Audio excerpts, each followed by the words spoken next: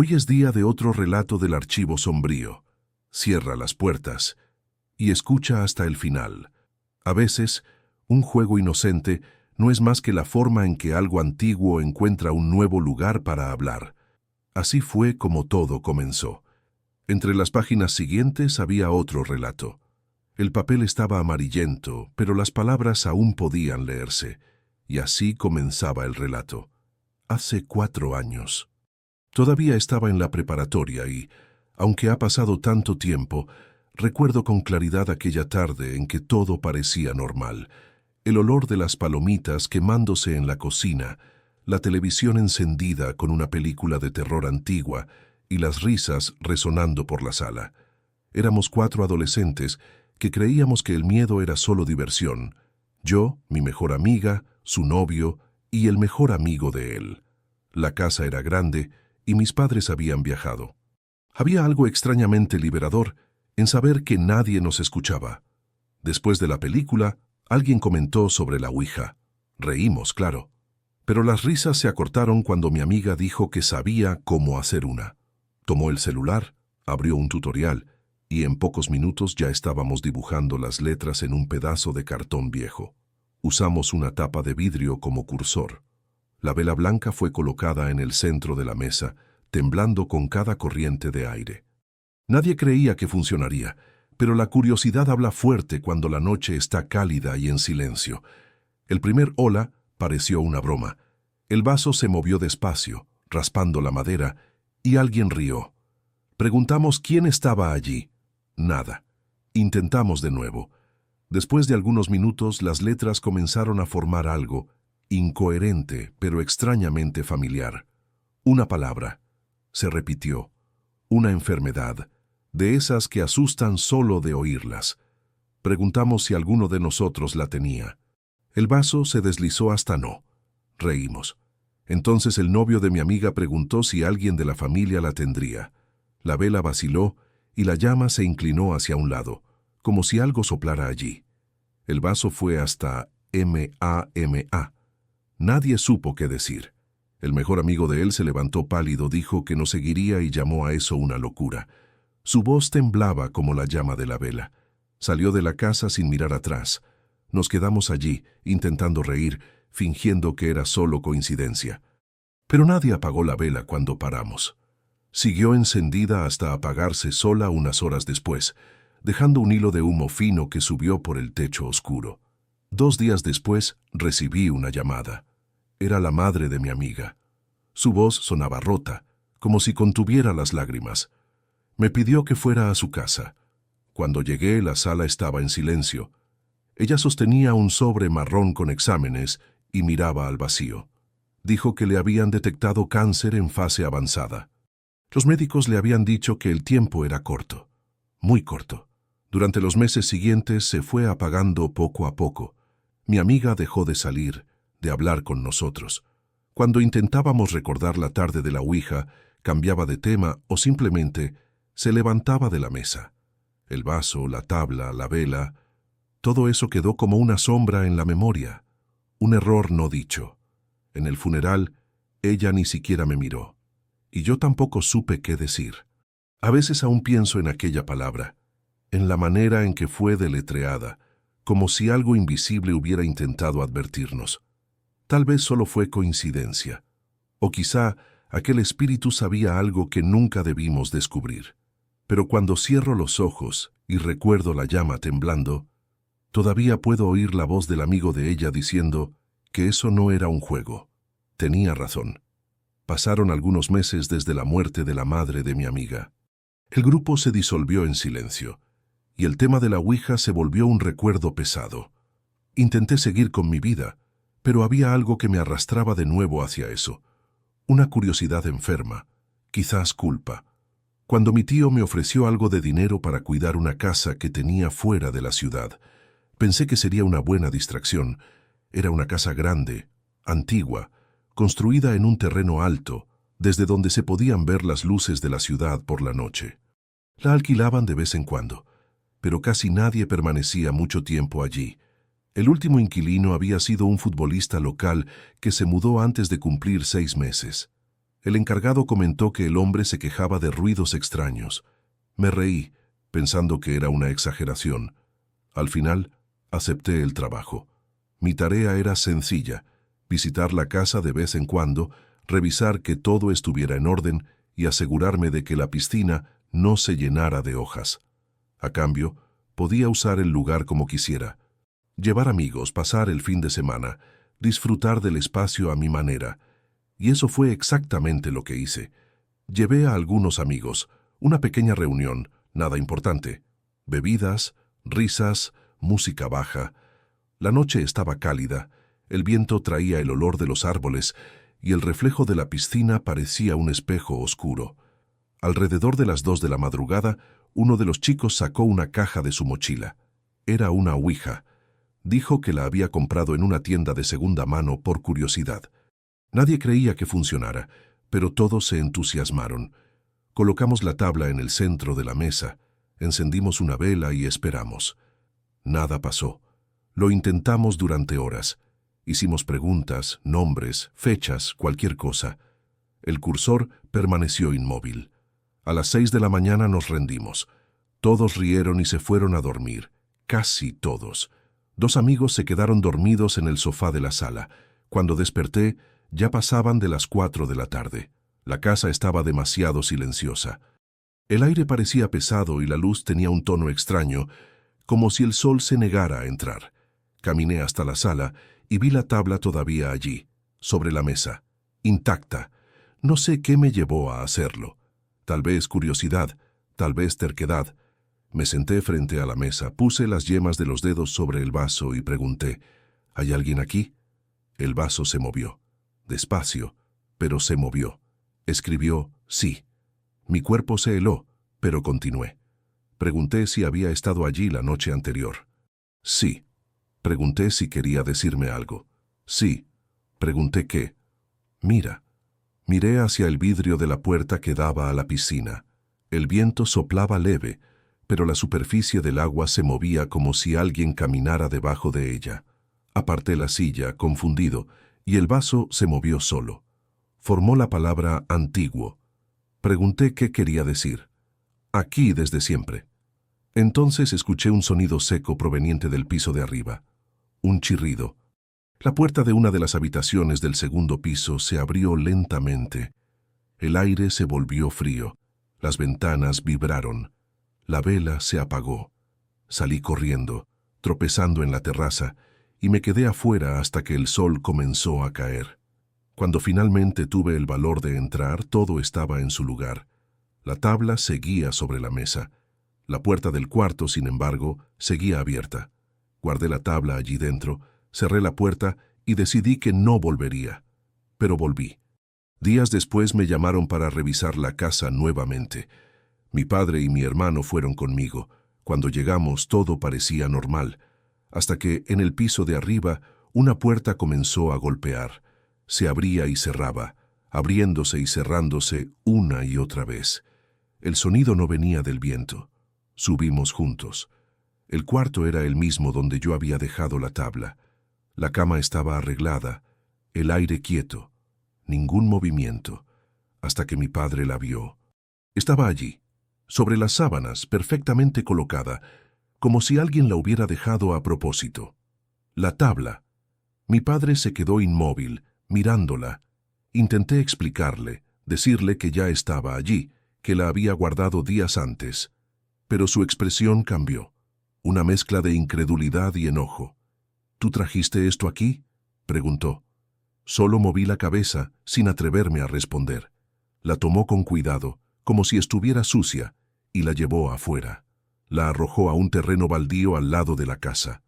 Volvimos, cerramos las puertas e intentamos actuar como si nada hubiera pasado. Pero algo no estaba bien. Durante la noche, mientras mi padre y mi hermano conversaban en la terraza, fui a la cocina. Las luces parpadeaban. El reflejo del vidrio mostraba la piscina vacía y por un instante, juro que vi una figura parada al borde del agua.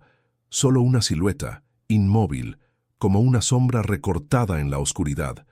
Cerré los ojos, respiré hondo y, cuando volví a mirar, no había nada. Al día siguiente mi tío llamó. Dijo que los nuevos inquilinos no habían soportado quedarse allí. Decían que oían pasos en la noche, puertas que se abrían solas. Uno de ellos soñó con alguien golpeando la ventana del cuarto. Fingí no preocuparme, pero sabía que era el mismo cuarto donde había dejado la tabla. No volví más a la casa.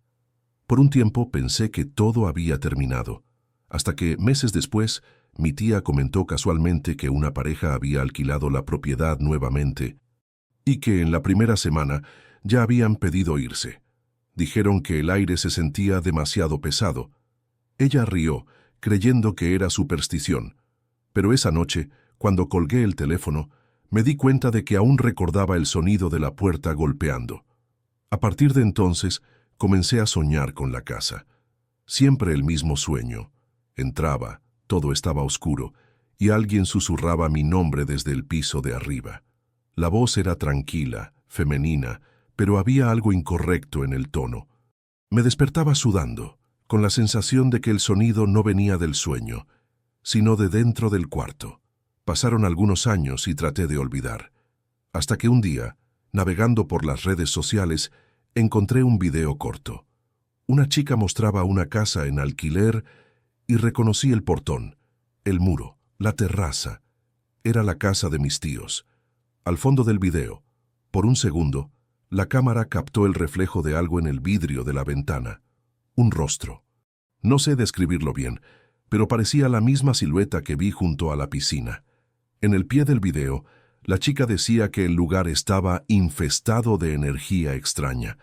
Esa noche soñé otra vez, pero esta vez, al entrar en la casa, el sonido de la tabla raspando el suelo resonó demasiado fuerte. Y una voz, baja, ronca, repetía las mismas palabras de la primera vez que jugamos. «Mira, estoy aquí desde siempre». Desperté con la sensación de que alguien observaba desde el pasillo. Desde entonces empecé a escribir todo, como si el acto de hacerlo me protegiera. Descubrí que mi amiga, la misma que había perdido a su madre, se había mudado a otro estado. Intenté contactarla, pero nunca respondió. La coincidencia más perturbadora vino después.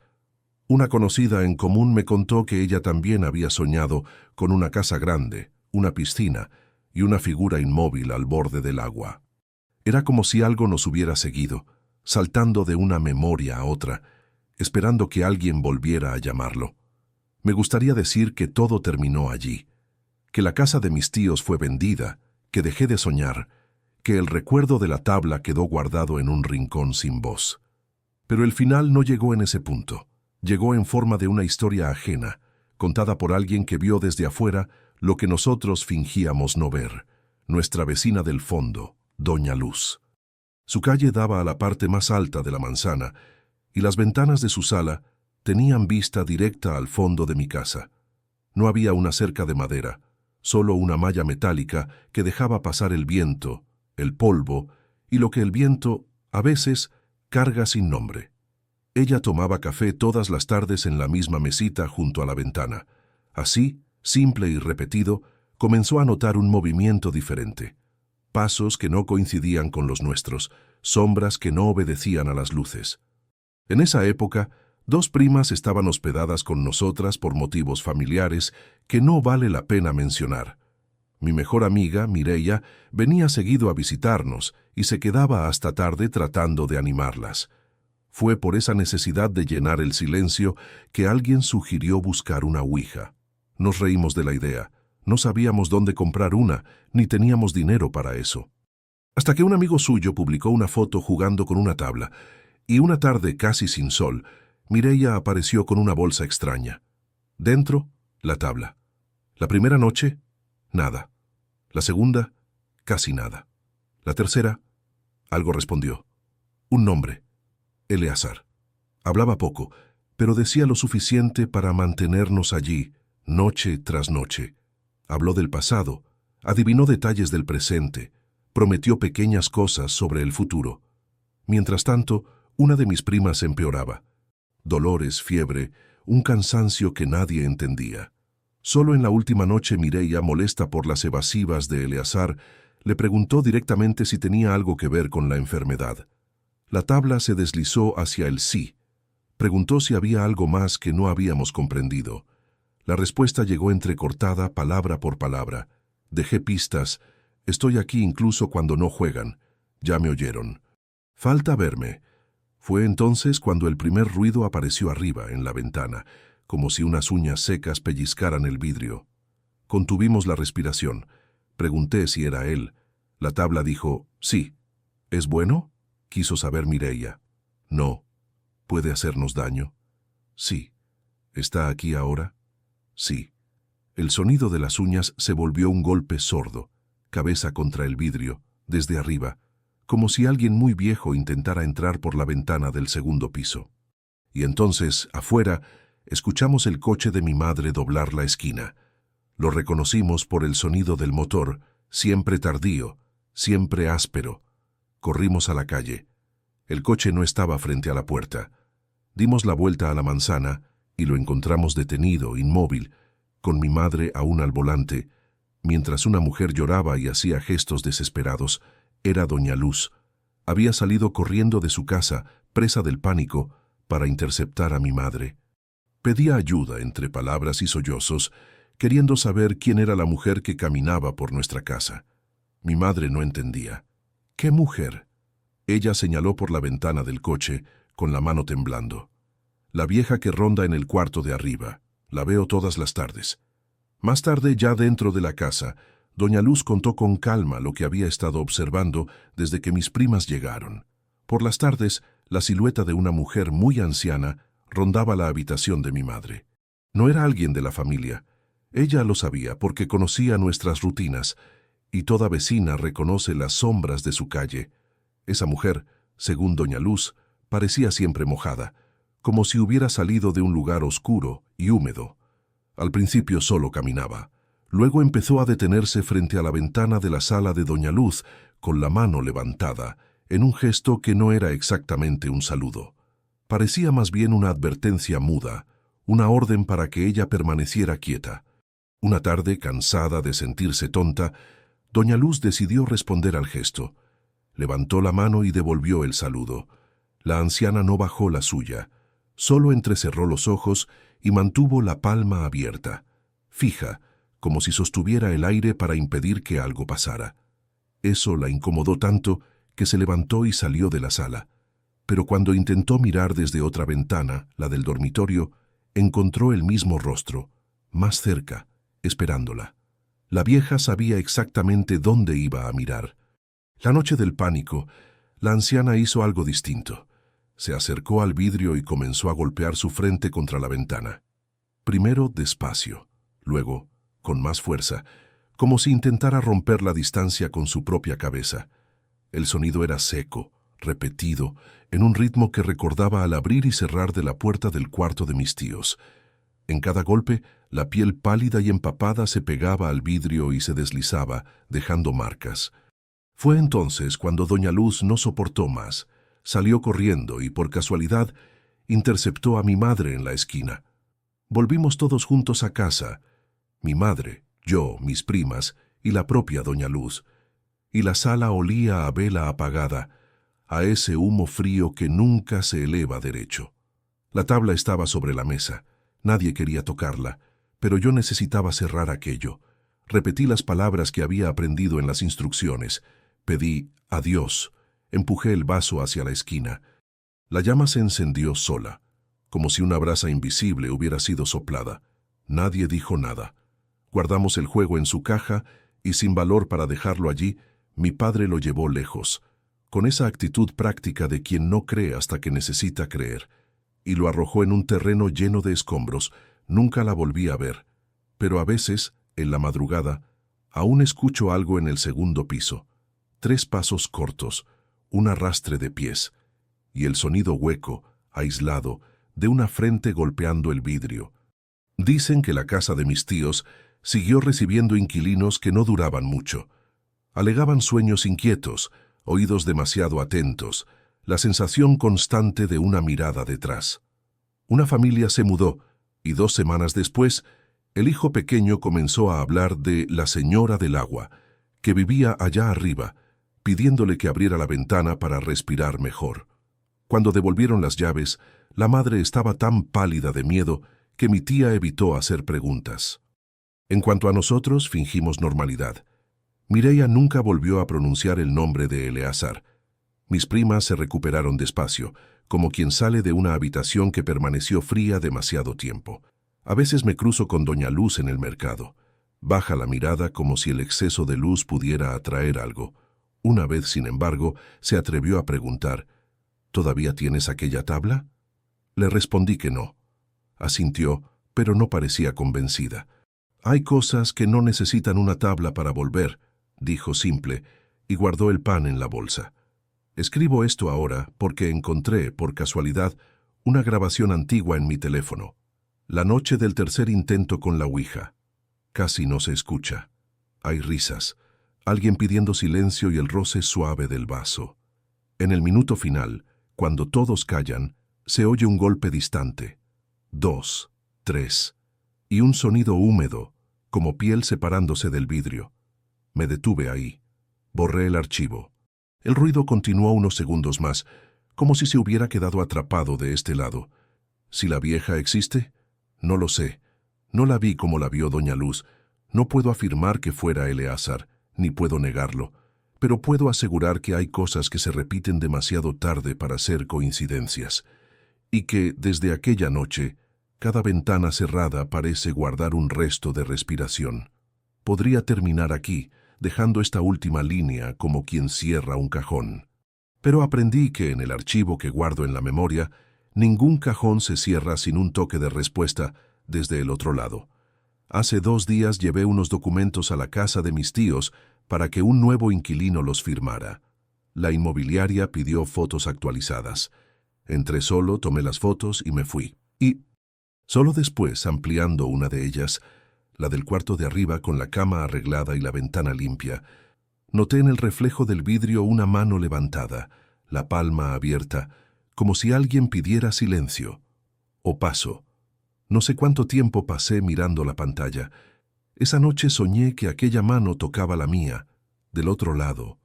Hoy no soñé. Me desperté con el sonido.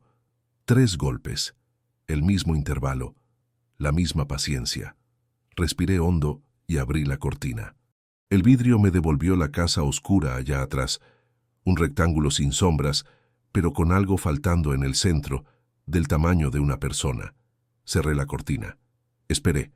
3 golpes más. Es posible que solo esté repitiendo un miedo antiguo, como una historia que encuentra maneras de contarse a sí misma. Es posible que nada de esto sea más que una memoria mal guardada, ruido de cañerías o sequedad del viento. Es posible. Aún así, ahora, mientras escribo estas líneas, siento la sala enfriarse y el aire comprimirse hacia la ventana. No voy a mirar. No por valentía, sino por respeto. Ese respeto extraño que uno aprende cuando algo responde sin haber sido llamado. Si alguien lee esto y piensa que exagero, lo entenderé. Si lo lee y decide jugar, solo pido una cosa. Hagan preguntas cuyas respuestas puedan soportar. Aprendí que algunas respuestas no caben de vuelta en el lugar de donde salieron. Buscan rendijas, prueban los vidrios, golpean con la frente hasta encontrar una manera de entrar. Eso es todo lo que puedo decir por ahora. El archivo de hoy termina aquí, pero el silencio que quedó, tal vez aún esté escuchando. Escribe en los comentarios lo que sentiste o lo que creíste oír. Dale me gusta, sigue a Archivo Sombrío y vuelve mañana, porque el miedo no duerme, solo cambia de lugar.